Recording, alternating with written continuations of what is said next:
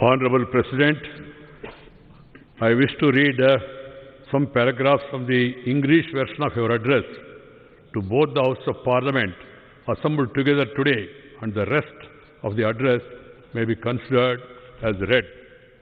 Honorable members, this joint sitting of the Parliament, which is being held during the time of the coronavirus pandemic, has great significance. It is the beginning of the new year and a new decade. We will also be entering the 75th year of India's independence this year. All the members of Parliament present here today embody the conviction held by every Indian that the toughest of challenges will deter neither us nor India. Whenever India has remained united, it has been able to attain even seemingly unattainable goals. This solidarity and Pujya Babuji's inspiration had given us freedom from hundreds of years of colonial rule. Echoing the same spirit, Assam Kesari, Ambikagiri Rai Chaudhary, the nationalist poet, said, Om Tat Sat Bharat Mata Ek Chetanat Ek Dhyanat Ek Sadhonat Ek Avegat Ek Hoija Ek Hoija. That is, India's grandeur is the ultimate truth. In one single consciousness, one thought, one devotion, one inspiration, let us unite, let us unite. This unity and dedication of Indians have enabled country to overcome multiple adversities. Our country has faced every crisis with fortitude, be it coronavirus, floods, earthquakes, or major cyclones in several states, locust attack or bird flu. The recent past also saw an unprecedented escalation in tension along the border. The nation stood together, battled crisis on multiple fronts, and surmounted every challenge. During this period, we will all have also witnessed unparalleled courage, endurance, discipline, and spirit of service of our countrymen. Honorable members, when we think of the preceding year, we are reminded of the twin challenges that faced us, saving the lives of the citizens and protecting the economy. Besides announcing a record economic package for reviving the economy, my government took care to ensure that no poor person went hungry. Under the Pradhana Mantri Garib Kalyan Yojana, 80 crore people were provided an additional 5 kg free food grains for 8 months per month. We have also taken care of the plight of the migrant laborers, workers, and who were away from their homes, besides providing them with the facility of one nation, one ration card. The government made free fruit grains available and organized Islamic special trains for them. During this period, India has demonstrated scientific capabilities, technical expertise, and strength of startup systems by developing a network of over 2,200 laboratories in a short span, manufacturing thousands of ventilators, PPE kits, and test kits, thereby attaining self-reliance.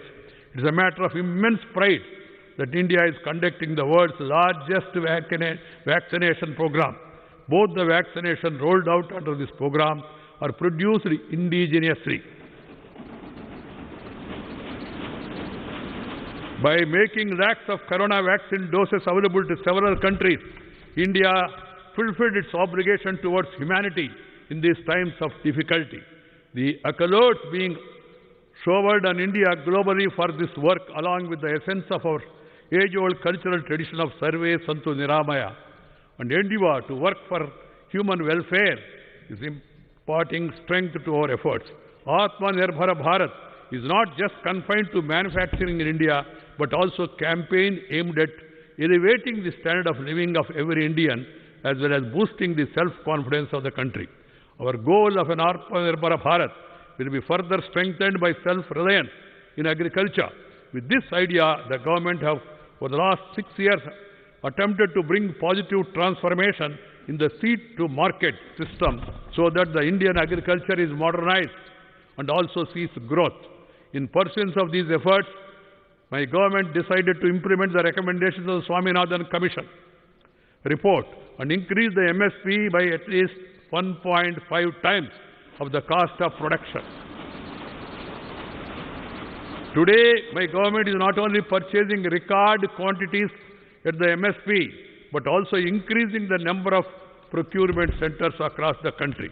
I am happy to say that their hard work, our farmers are augmenting the efforts of the government. Today, the food grain availability in the country is at a record high, 2008 and 9. The food grain production in the country was 234 million, whereas in 2019-20, the production has increased to 296 million tons. During the same period, the production of fruits and vegetables have also increased from 215 million tons to 320 million tons. I congratulate the farmers of the country for these achievements.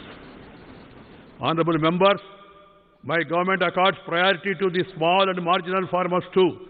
In order to provide expenditure support to these farmers, almost 1,13,000 crore rupees have been directly transferred to their bank accounts under the Pradhana Mantri Kisan Samman Nidhi, Pradhana Mantri Fasal Bhima Yojana. Has also benefited small farmers of this country. After extensive consultation, the Parliament have approved 3 important farm reform bills 7 months ago.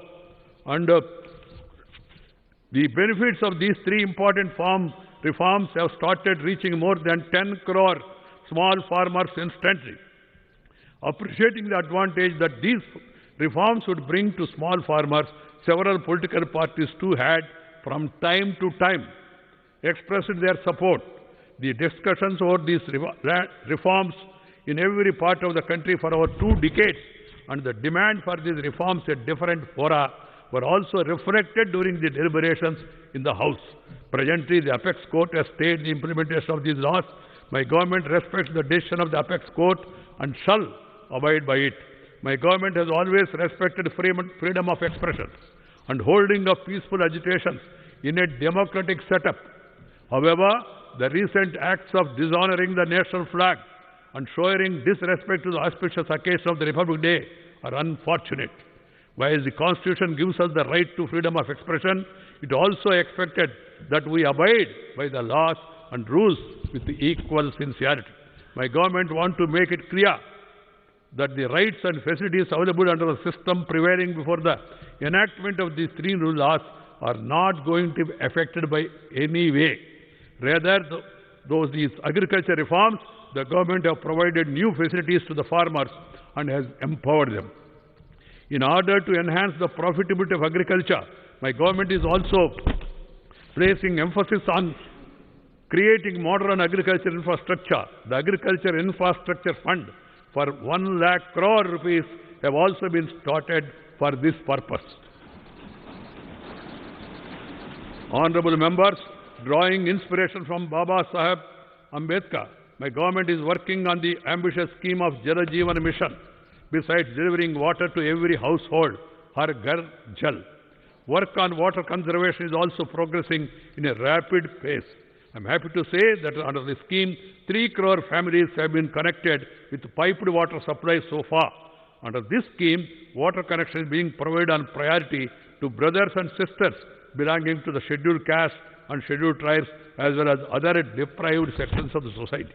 Under the Pradhana Mantri Gram Sadak Yojana, construction of 6.42 lakh kilometers of road network has been completed in the rural areas of the country.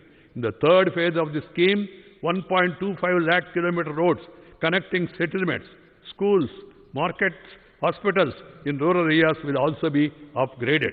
Along with the roads, internet connectivity is equally important in the rural areas. After ensuring electrification of every village, my government is implementing a mission to connect over 6 lakh villages of the country through optical fiber. While maintaining requirement of Do Gaj Ka Duri, the institutions and citizens of our country did not allow the pace of growth to slacken. By leveraging the power of Digital India, in December 2020, digital transactions of more than 4 lakh crore rupees have been done through UPI. Today, more than 200 banks are linked to the UPI system. The trinity of Janadhana accounts, Aadhaar, and mobile, JOM, has helped safeguard the rights of people. Because of the JOM Trinity, 1,80,000 crore rupees have been saved from falling into the wrong hands. My government believes that building modern infrastructure will serve as a strong foundation for a new and Atmanirbhar Bharat. Rapid execution of all infrastructure projects, submarine optical fiber, cable from Chennai to Port Blair, and also the Atal Tunnel or the Char Dham Road project, our country has been forging ahead with the developmental works. My government is fully committed to overall and balanced development of Eastern India, a policy for rapid development of Northeast while preserving its unique geographical, cultural and linguistic characteristics and its social identity is being implemented. For Assam and Northeast states, river Brahmaputra is the Jivanadhara, making this lifeline the base of economic activity. Work on operationalizing several national waterways is in progress. This will benefit all sections of the Northeast, including farmers, youth and entrepreneurs by developing the integrated national waterways under the Ardha Brahmaputra program. Efforts are underway to transform Brahmaputra and Barak rivers as streams of development. The development-oriented policy of my government has also received wholehearted support from the people of Jammu and Kashmir. Only a few weeks back, elections to District Council in Jammu and Kashmir were held successfully for the first time after independence. Large-scale participation of voters have shown that Jammu Kashmir is forging ahead towards a new democratic future at a rapid pace. The great Malayalam poet Vallathol, who composed immortal patriotic lyrics during the independence struggle, has said, Bharatam inna peru, kettal abhimanapuridam, aganam antarangam. That is, whenever you hear the name of Bharat, your heart should swell with pride. Honorable members, today, as India eagerly forges ahead in the world, we have to be prepared to also fulfill commitments. This year we are celebrating 125th birth anniversary of Netaji Subhash Chandra Bose. To celebrate the anniversary in a befitting manner, the government have constituted a high-level committee. We also celebrate our Venerable Guru Tej Bahadur's 400th Prakash Parva with great reverence. Along with these commemorations, the Amrita Mahotsav, marking the 75th year of India's independence, will also commence from this year. We have to achieve new goals with the same strength of collective unity we displayed last year. In the last few years, India has accomplished many tasks which were once considered extremely difficult to achieve. Women's participation in armed forces is increasing. Construction of a grand Ram Mandir has commenced after the Supreme Court judgment. India has registered a record improvement in the ease of doing business ranking. Now special emphasis is being laid on reducing compliance burden. Direct benefit transfer, which was being disregarded earlier, has facilitated funds transfer of more than 13 lakh crore to beneficiaries during the last 6 years. Today, lakhs of middle-class citizens are benefiting from the Real Estate Regulatory Authority established under the Real Estate Regulation Development Act. During this period, not only were the new laws passed, but more than 1,500 archaic and irrelevant laws were also repealed. More than 21 crore poor were linked to Pradhan Mantri Suraksha Bhima Yojana for a premium of just ₹1 per month to ensure that the eventuality of an accident, poor families do not have to run from pillar to post. About 9.5 crore people were insured under the Pradhan Mantri Jeevan Jyoti Bhima Yojana for a premium of just 90 paise a day, so that in the case of death of a bread earner, the family may receive some support. More than 41 crore Janadhana accounts were opened so that the poor may benefit from banking system. More than half of these accounts belong to our sisters and daughters from poor families. Honorable members, Jyotirabindranath Tagore, the elder brother of Gurudev Rabindranath Tagore, the illustrious son of West Bengal, the land of Veda, spirituality and talent, had penned a powerful patriotic song. He said, quote, Chol re chol, Sobhe Bharato Santan. मातृभूमि कोरि आवाहन विरोधर्पे पौरुषगर्भे सादरे साध शोभे देशरो kalyan. That is, motherland is beckoning all the children of Bharat to keep moving forward together, to move ahead with the self-esteem and confidence of courage and aspire the welfare of the nation. So come, let all citizens move forward together. Let us fulfill our duty and contribute to nation building. Come, let us make Bharat Atmanirbhar. I convey my best wishes to all of you. Jai Hind. Namaskar.